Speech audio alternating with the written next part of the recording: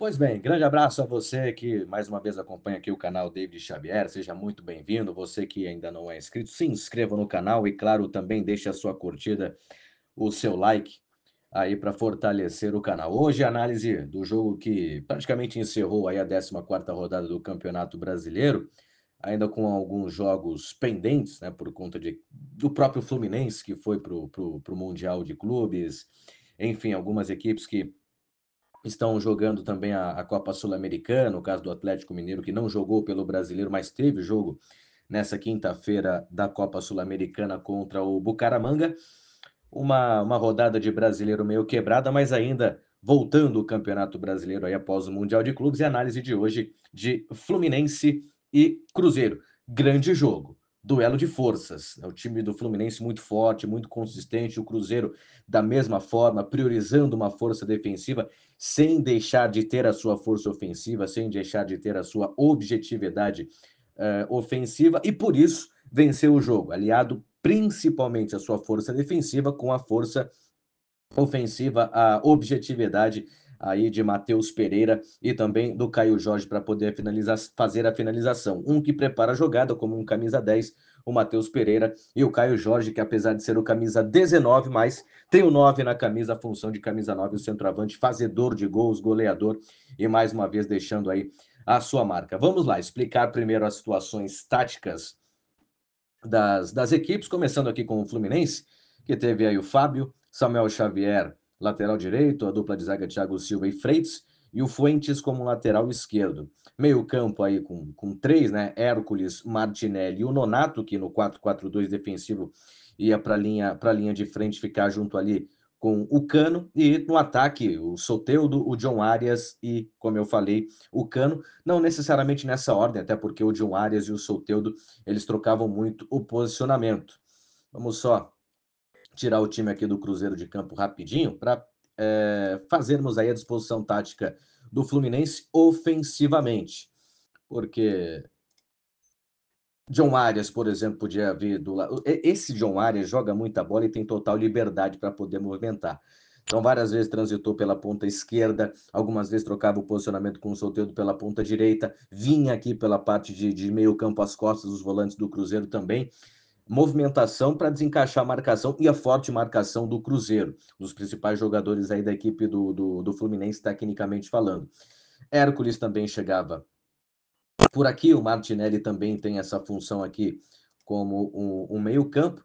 E aí você tem o Samuel Xavier, que é lateral direito, mas vem por dentro, né? O Soteldo ou o John Arias, dependendo da posição da troca, fica aberto, realmente próximo da linha lateral do campo. E o Samuel Xavier vem por dentro, como o Fuentes também, algumas subidas veio por dentro, o lateral que vem por dentro, vem sendo uma característica de laterais fortes que têm a descida ao campo de ataque como característica e sabem trabalhar com a posse de bola, tem a característica do passe e da finalização. E aqui o Freitas e o Thiago Silva bem adiantados. Essa, além da formação defensiva aí do time do Fluminense, a formação ofensiva. E aí você pode formar um, dois, três, quatro, cinco jogadores na área do adversário. É claro que os laterais podem flutuar também pelo meio campo. Se esse volta, o Nonato, por exemplo, vai à frente. Se o Nonato vai e não recebe a bola, ele volta para completar o volume pelo meio campo. O Hércules pode avançar, enfim.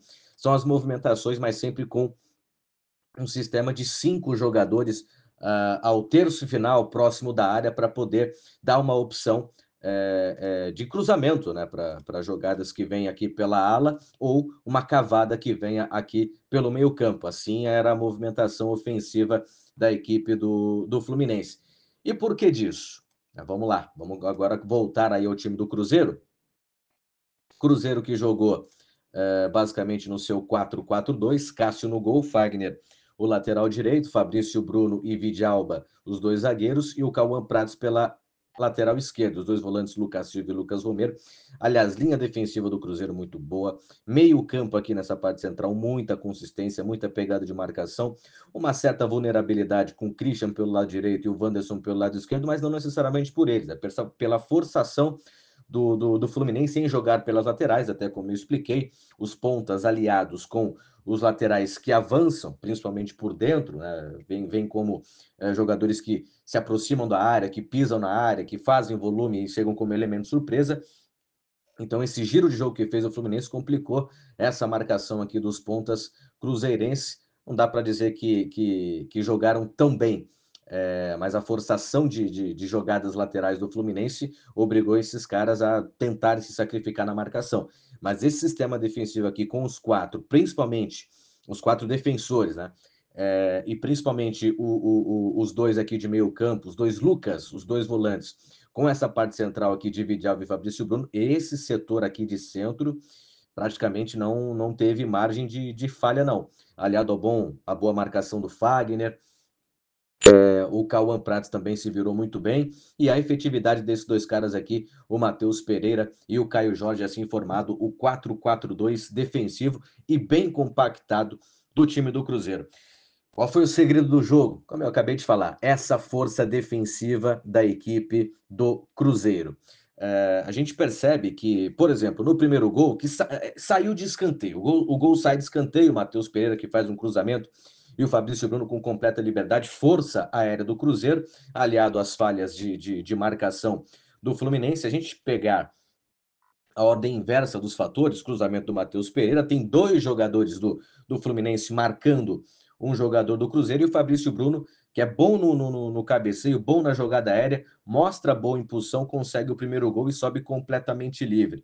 A questão é que também houve um erro de saída do Fluminense para jogada oriunda de escanteio, e aí o Martinelli, ele de costas para a marcação do Matheus Pereira, após uma recuperação do Fluminense, ele tenta dar um passe curto, o próprio Matheus Pereira, que tinha forçado o passe no primeiro ato, na primeira ação, ele consegue a retomada, faz a finalização, o Cássio faz a defesa, e aí origina o escanteio que sai o gol, o primeiro gol do jogo, o primeiro gol do Cruzeiro. Mas lá atrás, na parte de defesa, houve uma dupla marcação em cima do Arias. Aí começa toda a origem da jogada, do contra-ataque, que sai a finalização na defesa do goleiro Fábio, e aí origina o escanteio para a equipe do Cruzeiro, que sai o primeiro gol. Então a força de marcação, principalmente do lado direito da equipe do Cruzeiro. Assim origina-se o primeiro gol, mostrando a característica principal do Cruzeiro, a compactação e a forte marcação individual dos seus jogadores. Esse gol aos 28 minutos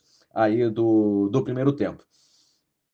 Aos 35, novamente, a força de marcação do Cruzeiro, e aí uma questão individual do Fagner, né? Ele se posiciona, o Freitas faz a ultrapassagem, ele se posiciona na linha do passe, e aliás, o Fuentes, que vem por aqui pela esquerda, o Fagner se posiciona na linha do passe, e quando essa bola é jogada, quando esse passe vem, o Fagner se antecipa, consegue dar dois passos próximo ao jogador Fuentes e consegue a roubada de bola, e aí origina todo o contra-ataque do Cruzeiro para a feitura do seu segundo gol. Então, a força defensiva, os dois segredos do jogo, a força defensiva do Cruzeiro, a compactação e a força de destruição, a individualidade dos seus jogadores, que não falharam na maior parte do tempo, roubadas de bola, dupla marcação. Cruzeiro é um time extremamente forte nessa parte defensiva.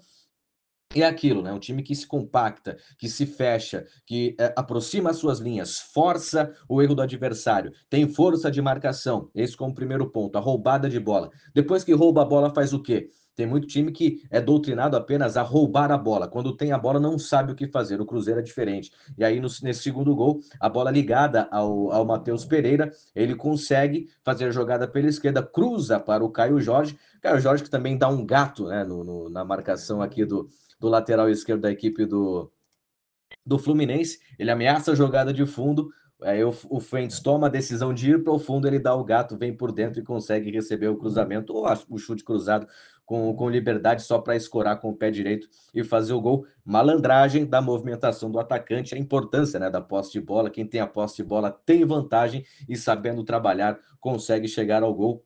Essa aí a situação, né, do segundo gol também do time do Cruzeiro, que tem, além da sua força defensiva, a objetividade ofensiva. Sabe o que fazer sem a posse de bola para roubá-la e com a posse de bola para chegar ao gol adversário.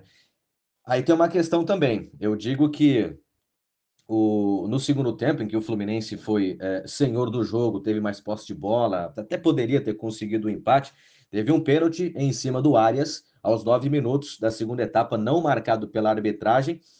Um pênalti leve, mas tivemos em alguns pontos do jogo, e aí quem conseguir, né, que estiver acompanhando o vídeo, conseguir puxar na transmissão alguns lances, eu peguei aqui, aos 26 minutos, um lance de falta do Arias, uma falta de ataque do Fluminense, é um lance leve, mas o árbitro marcou falta.